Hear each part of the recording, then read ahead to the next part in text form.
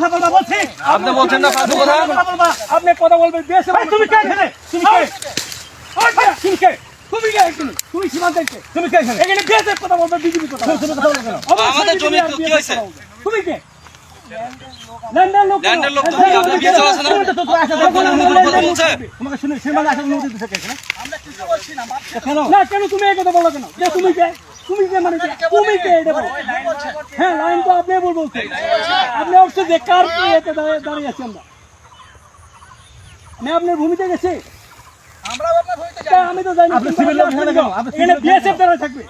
আপনি আপনার সিভিল লোক এখানে কেন? আমাকে প্রশ্ন করুন। আপনি সিভিল লোক কি জন্য আসছেন? বলেন আমাকে। গভর্নমেন্ট হলো আগে বিএসএফ এর সাথে আমার বুঝাপড়া হবে তারপর। আমাকে বিএসএফ এর সাথে আমার বুঝা হবে তারপর। বিএসএফ থাকবে, বিএসএফ কমান্ডিং মন্ত্রী। তোমরা কাজ করতেছ কেন? আপনি করেন। আমাদের সিভিল বলছেন। যে না সিভিল থাকে, আমার সিভিল থাকবে। আগে বিএসএফ এর সাথে আমাদের সমাধান হতে দেন, তারপর আপনি কাজ করবেন।